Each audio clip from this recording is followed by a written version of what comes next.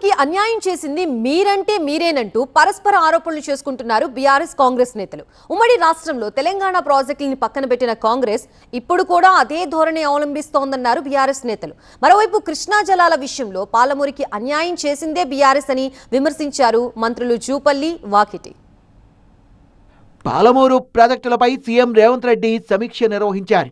ఉమ్మడి మహబూబ్ నగర్ జిల్లా మంత్రులు, ఎమ్మెల్యేలతో సమావేశమైన ముఖ్యమంత్రి పాలమూరు రంగారెడ్డి ప్రాజెక్టుకు వీలైనంత త్వరగా భూముల్ని సేకరించాలన్నారు. మంత్రులు ఎప్పటికప్పుడు పర్యవేక్షించాలని ఆదేశించారు.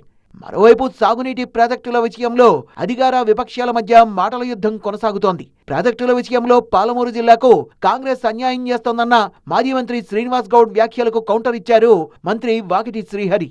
2.5 సంవత్సరాలైనా కూడా ఎక్కడ వేసిన గొంగళి అక్కడనే ఉంది. ఒక తట్టెడు మన్ను చేయలేదు, ఏం లేదు. పాత బిల్లు ఇచ్చి ఇంత అయిందంతని చెప్తుండ్రు. మోటార్లు రెడీగా ఉన్నా జస్ట్ ఆన్ చేస్తే నిండిపోతాయి. పాలమూరుకి ఏమన్నా ఒక ఎకరం నీళ్ళు పారిస్తే గది కూడా లేకపోయా. మళ్ళీ ప్రతిసారి అబద్ధాలు. ఆ అబద్ధం ఎంత ముద్దుకుంటుందంటే అబద్ధము గిట మోటార్ వేస్తే ఇప్పుడు ఎకరాలకు నీళ్లు పోతున్నాయి, ఎటపోతాయి. ఏడాడ కాంట్రాక్ట్ పనులు చేస్తే పైసలు తొందరకు వస్తే ఒక్కటి చేసుకుంటారు, కాలువలు కాక కంప్లీట్ కాకపోయా. కృష్ణా జలాల్లో తెలంగాణ వాటాను ఏపీకి తాకట్టు పెట్టింది బీఆర్ఎస్ అని విమర్శించారు మంత్రి జూపల్లి కృష్ణారావు.